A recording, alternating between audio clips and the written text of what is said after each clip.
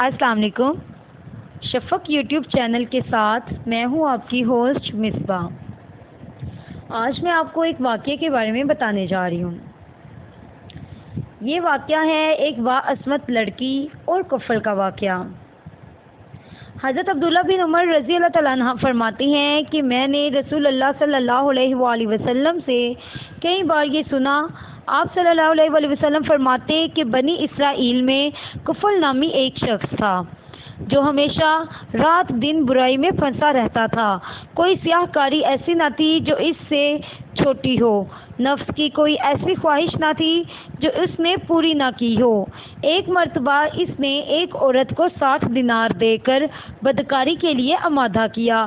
جب وہ تنہائی میں اپنے برے کام کے ارادے پر مستعد ہوتا ہے تو وہ نیک بخت بید الرزاق کی طرح تھرانے لگتی ہے۔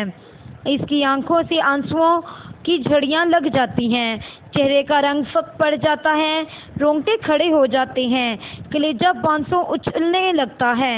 کفل حیران ہو کر پوچھتا ہے کہ اس ڈر، خوف، دہشت اور وحشت کی کیا وجہ ہے؟ پاک باطن، شریف النفس، باعصمت لڑکی اپنی لڑکھڑاتی زبان سے گھبرائی ہوئی آواز میں جواب دیتی ہے، مجھے اللہ کے عذابوں کا خیال ہے۔ اس ذب و کام کو ہمارے پیدا کرنے والے اللہ نے حرام قرار دیا ہے۔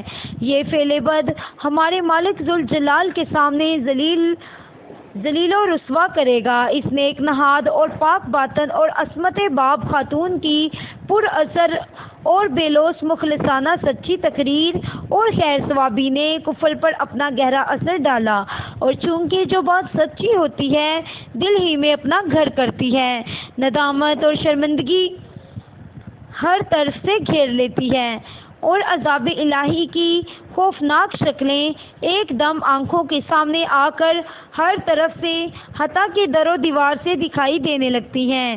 جسم بے جان ہو جاتا ہے، قدم بھاری ہو جاتی ہیں، دل تھرا جاتا ہے۔ سو ایسا ہی کفل کو معلوم ہوا۔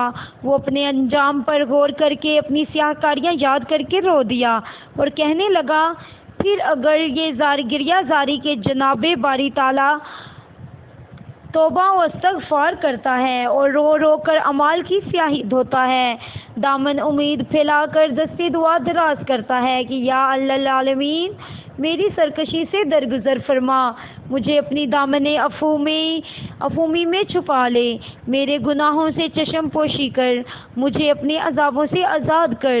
حضور صلی اللہ علیہ وآلہ وسلم فرماتے ہیں کہ میں اسی رات اس کا انتقال ہو گیا۔